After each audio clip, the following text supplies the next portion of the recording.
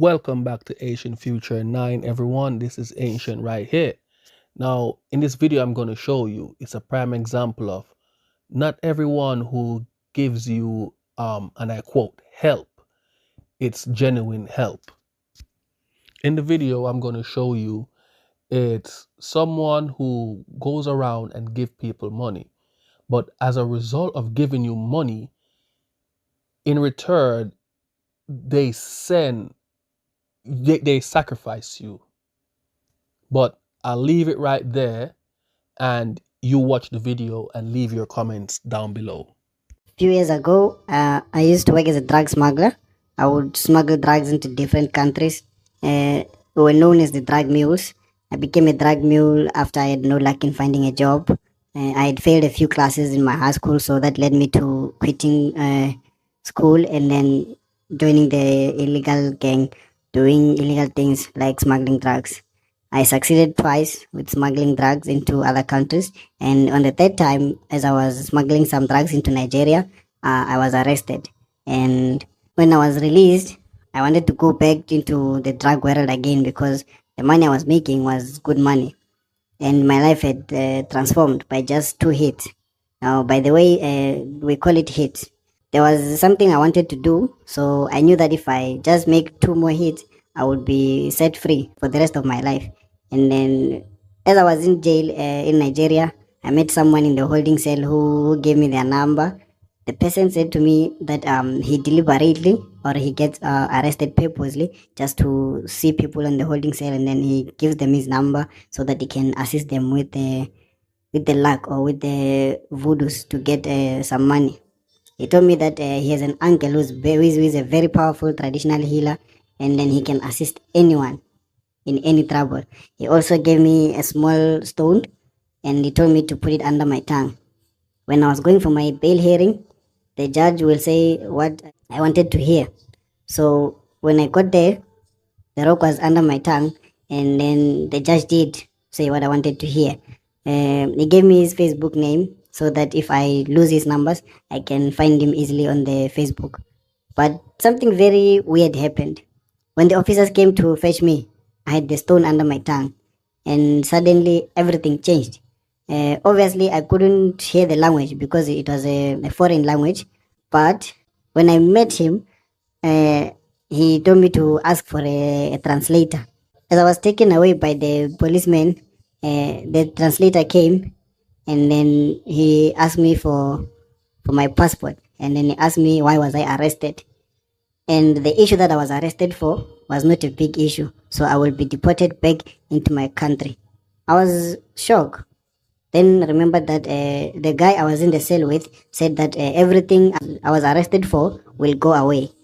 And then afterwards, I have to contact him and tell him that I want to be rich because what I had done.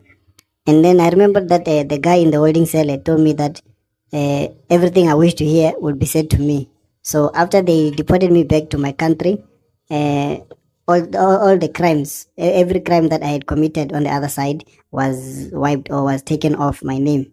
And then I had to contact the guy and communicate with him in order for him to get me to his uncle so that they can do their magic on me in order for me to get money. But to this day, I still think the guy was a ghost.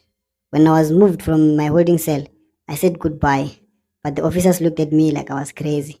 Just that the language difference, I couldn't tell them who I was talking to because they couldn't see him. And then, anyway, when I got to South Africa, I was on the streets again the following day. The guy I met in the holding cell was forever on my mind, but something was holding me back from contacting him on Facebook. I had searched for him and found his account, but I was skeptical on saying something to him. He became the only thing I could think about. Eventually, I even started dreaming about him. The dreams were so intense that they felt like they were real. In the dream, I was very rich and I was living the life of my dreams. He was always the one coming into my dreams, reminding me that I deserved a life that was meant for me, the luxurious life, the rich people life. And I didn't know what to do, but I know that if I contacted him on the Facebook account, I would get everything in order. This went on for about like 3 weeks or more until I decided that I should send the inbox and see what happens. Finally, I sent the message and I was replied with a location, a date, and then a time. And there were instructions telling me what to bring. So I got scared because now nothing was said to me after that. The scariest part was that the location was at a mountain. And we were once told that there's no coming back. And I don't have to mention the mountain or anything that's going to happen there to anyone. But it's somewhere in the north of South Africa. I'm not from the north part, but I've heard stories about the mountains there and then what happens. But I honestly, and I had faith in those people. So I went there for the initiation into, they call it Ugutwala. So we did that Ugutwala, and then they do something to your brain. You get to trust and believe everything they tell you. I didn't know like these people or anything that was happening there, but I knew that people I'm meeting up with are very dangerous and they're in a dangerous place. I went there with hesitation and I was thinking twice all the way there. I met up with someone at the bottom of the mountain and he walked me up into the mountain, leading me to where I was meeting the uncle who is a traditional healer. When I arrived there, I looked at the Sangoma and there were so many Sangomas in there and they were entertainers as well. They don't live there, but they all went there for some rituals. It was packed, and it's funny how much uh, we had so many people there. There were many people, but it was extremely quiet. I was taken into an isolated place. I was taken by one man into an isolated place. I was the only one who was taken into an isolated place, and then he ordered me to take off my clothes and made me jump the fire he was sitting next to. I jumped the fire until I got tired and I felt very weak. Then he told me to choose any of my nipples and he was going to poke it with a needle. He said my nipple represented my mom. The other one will represent my dad. Uh, he said he's not going to tell me which one is which, but I'll know the answer when I get home.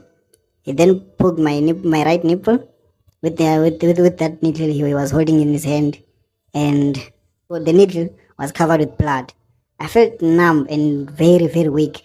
The same time he pulled the needle out, and somehow I started hearing a very familiar voice screaming for help, and then it went quiet. Then I was told to lay down and rest. When I wake up, I should go home and not look back at all. I walked that very scary mountain alone, but I was fooled by the creepy sounds of hands clapping till I was down at the bottom. I got in the car and drove back home. It is 9 hours of driving from where I was coming back home. So the entire time my phone was switched off. I couldn't use it there. I suspected that the battery was low, but when I came to charge it in the car, it wouldn't charge. When I got home, before I got out of the car, a Facebook inbox beeped. It was from someone who just sent, "We don't discuss what happened at the mountain with anyone, not even our loved ones, or they die." It creeped me out and it made me wonder why my phone is suddenly on. When I got out of the car, I was hit by a sudden feeling of loneliness. When I walked into the house, I realized that my extended family members, all of them who didn't live far, were there. I knew right then and there that everyone came together, was there for a reason. And then it was quite a moment when I was hit by death. Then I sat down and waited to hear what was happening.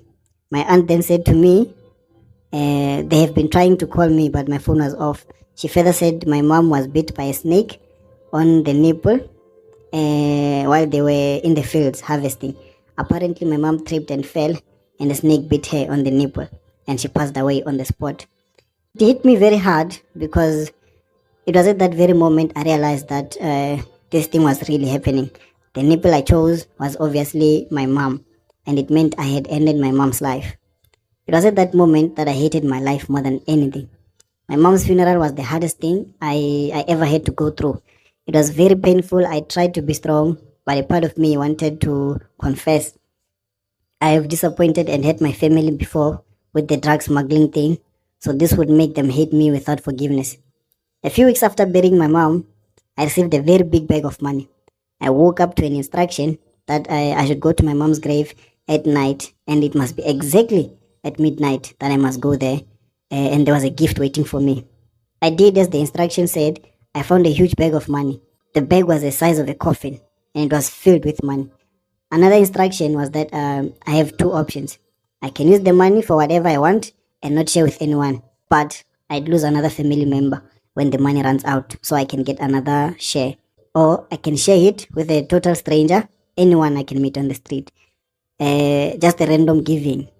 But giving that money to those people would be redirecting the sacrifice to them. This meant that me giving the money to random people, I would be giving death the direction to their homes. When the money runs out, death comes. I have two options. I can use the money for whatever I want and not share with anyone, but I'd lose another family member when the money runs out, so I can get another share. Or I can share it with a total stranger, anyone I can meet on the street. Just a random giving. But giving that money to those people would be redirecting the sacrifice to them. This meant that me giving the money to random people, I would be giving death the direction to their homes. When the money runs out, death comes in. So I had to choose which person I should send death to. I'd then get a bag, which I chose the amount of money to put in so I can give out to people. I chose giving it to other people because I couldn't stand losing another family member. This meant that my family won't be affected anymore. I became a giver, the community's hero, who just drove around. I drove around to strangers, giving them money and sometimes buying them food and clothes. The ritual had worked. This went on for years until I started seeing shadows of the people whom I have given money. They would come to my room every night. I thought maybe I was bewitched. I would have started to go crazy until I realized later on that I needed some help. I consulted and I was told that those spirits or those shadows I'm seeing in my room are all those people I gave money to because I have sacrificed with their lives. I still live with those shadows and sometimes they make so much noise that I would run out of my own house like a crazy person. I'm so tired of living this life and I want to reverse the ritual. I want to live a normal life again. But now I don't know how because doing the ritual I have to put the money in the bag and then I have to make the snake strong because the money that's in the bag in my room, it makes snake sounds at night. It keeps me awake all night long. I can't sleep well on any given night. When I want a peaceful night without seeing shadows and hearing those voices, it means I must be giving out that money to random people, pretending to be helping them. And that will definitely make the snake very powerful. And then at least for that night, I can sleep peacefully. I can no longer hold this thing inside me. And I tried communicating with that person on Facebook, but then that Facebook account is no longer active. So I came to this channel because I need help and advice as well as guidance because I believe this is the only channel that can help me now with your guys' help.